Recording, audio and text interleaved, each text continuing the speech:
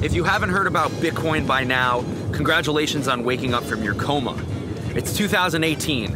There's an electric car flying through space. You still can't edit tweets.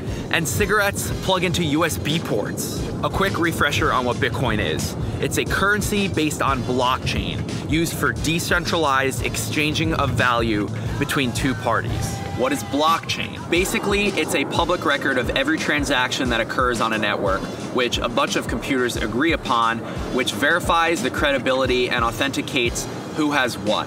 Bitcoin debuted in 2008 with a paper by an unidentified developer with the pseudonym Satoshi Nakamoto. Since then, people have been exchanging money for Bitcoin, and the price of Bitcoin has been on a steady, but sometimes bumpy rise. Up until last year, Bitcoin was mostly owned by developers and speculators, people who believed in the technology and understood its value. And then about halfway through 2017, Bitcoin started to move into the mainstream, with everyone from grandparents to middle schoolers talking about Bitcoin and cryptocurrencies as investment opportunities. This caused the price of one Bitcoin to hit a record $5,000, and then it quickly shot up to $10,000 per Bitcoin. The media couldn't get enough. As more people found out about the meteoric rise in price, more people invested. And it seemed like the price just kept going up with no end in sight. The hype was so intense that the price of a single Bitcoin peaked at just under $20,000 near the end of 2017. That is insanity, ladies and gentlemen, because exactly 1 year earlier, Bitcoin was at $800. Needless to say, it was quite a year. Recently, there were a few corrections, as they're called, and Bitcoin hit as low as $6,100. People jumped on this crash to claim that it was the end of Bitcoin, it was all a scam, and that it never had any value. But I disagree with these people. At the time of recording this video, Bitcoin is back at around $10,600. And let's be clear, that's 10 times more than it was last year at this time. So what do I think about the future of Bitcoin? I think it's here to stay.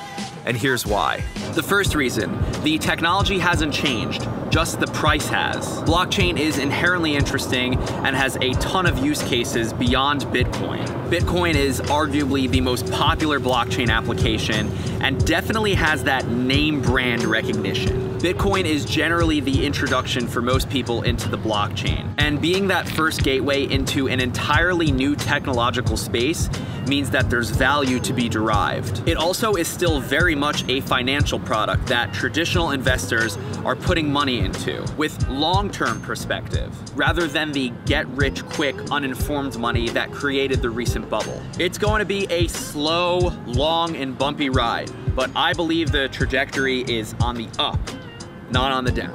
The second reason, it has real power. The freedom of blockchain can change a lot of things. Medical records, identification, contracts. But Bitcoin's use of blockchain to free people from the government's control of money is hugely powerful. Historically speaking, when a government tries to ban something, that thing is powerful.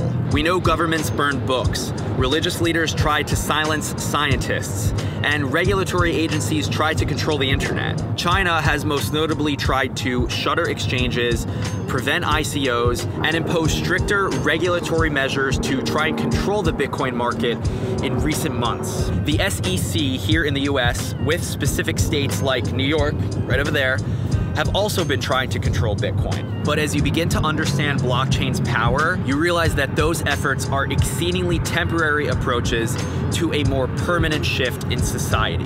The third and final reason I still believe in Bitcoin is the community. The intelligent and hardworking developers that have been working on Bitcoin are continuing to work together to improve the technology, with wallets, exchanges, and purchase tools all becoming more user-friendly and usable in day-to-day life. We're still a little far away from being able to, say, buy your morning coffee with Bitcoin, but we're moving toward that reality, not away from it. There's a handful of traditional smart companies that have embraced Bitcoin, like Microsoft, Wikipedia, and Cash App. And I believe that forward-thinking companies like these are encouraging. The future is going to be shaped not by the Blockbuster and Barnes & Noble old world company thinking. Bitcoin is the future, and the companies that understand this are going to be the ones that win in the long term. Making Bitcoin easier to use and more accessible to everyday people is something that's happening right now, and it's making me optimistic about what's to come. One of the easiest ways to buy Bitcoin right now is using Square's Cash App. It's the same app you might already use to send money to your friends. It takes no time at all to sign up for an account, and you can start buying Bitcoin right away.